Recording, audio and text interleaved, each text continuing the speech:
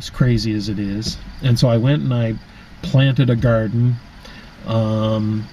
and having planted a garden, and now having this thing nagging me in the back of my mind of this, new Christian reading the book of Romans, thinking he knows more than I do, thinking that he can read the book of Romans and understand it better than me, who had been a Christian at that time for, I was in my early 30s, so I'd always been in church, and I became a Christian at the age of 8.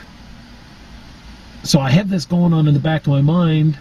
I plant this garden, not really sure why I have this drive to. I go out and I buy all these tools for gardening and till up the ground. At my parents' place, they have a place where they would normally plant a garden, and that summer they were going away, so I kind of had their place to myself, and I went out and I, tilled the garden and started planting some seeds, and of course thinking to myself, my mother's got the green thumb.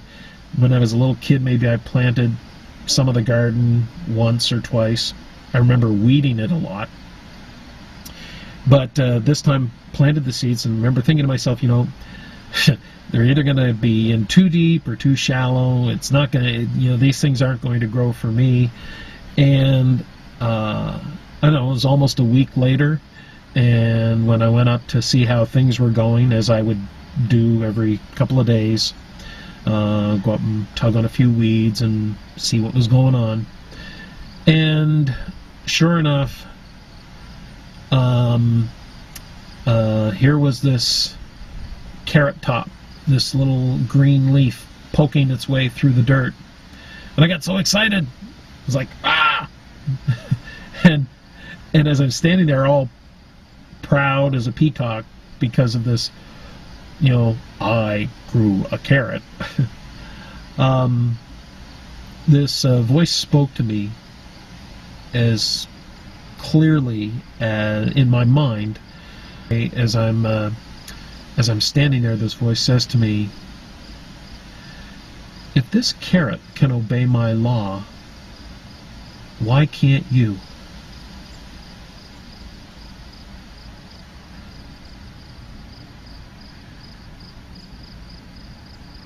And I'm thinking to myself, okay, this came right out of left field. It's one thing when you're talking to yourself and you're thinking things that are congruent with your thought process. It's another when your thought process goes completely against where your headspace is at. And this was against where my headspace was at, and I was thinking to myself, this carrot can be.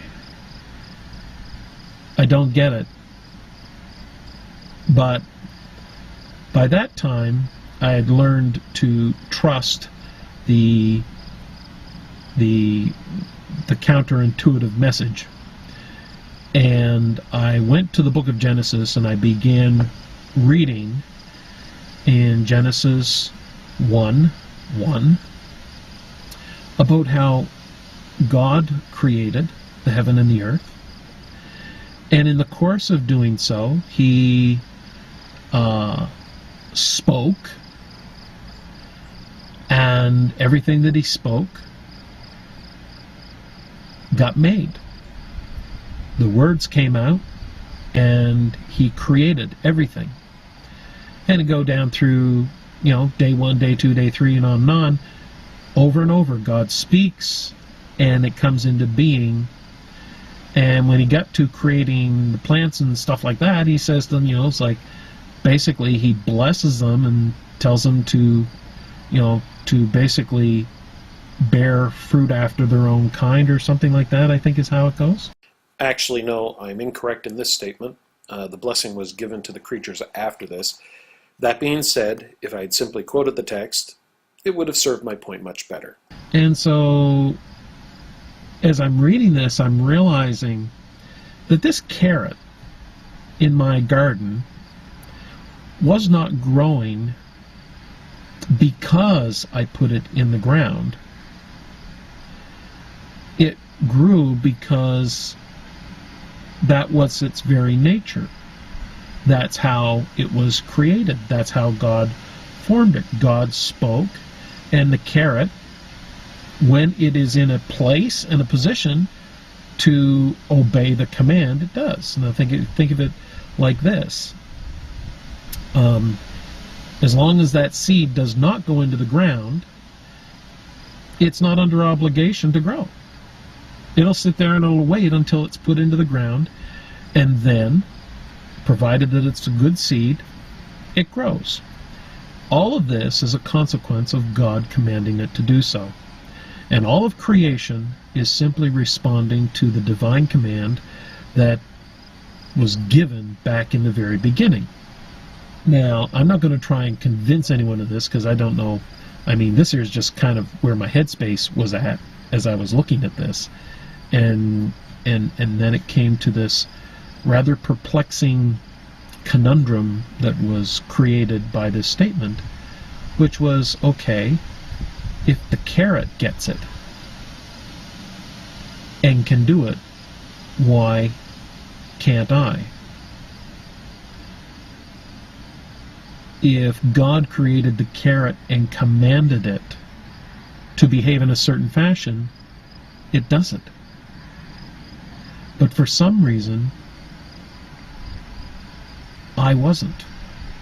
In fact, my whole theology was that I could not obey the commandment. That God actually gave commandments that could not be obeyed. And one of the realizations in this moment, or at least one of the things that began to break away in my little fragile theological foundation, was this concept of God being a bit of a sadistic God. No, is that the right word? Yeah, that God basically would take and give us a commandment and then turn around and knowing full well that that God would give us a commandment knowing full well we couldn't keep it. Well,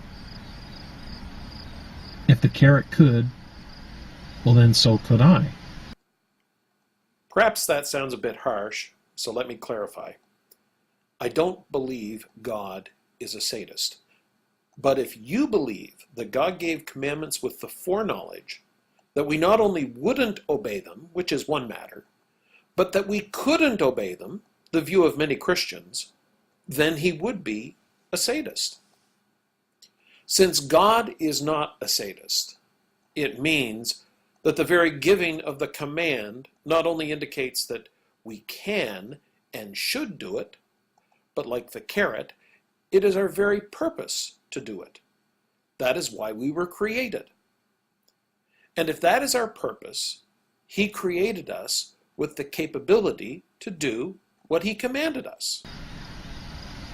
And this kind of interrupted my comfortable place, my way of thinking about commandments and about the law, and how even today carrots are still growing. Seeds, you put them in the ground, they still come up as a consequence of Genesis 1:1. So where does this put us when we start making assertions that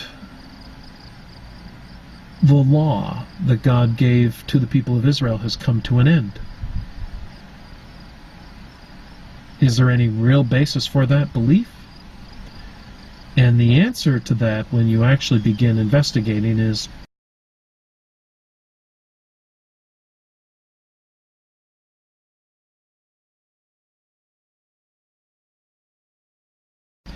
no. No, there is no evidence to that.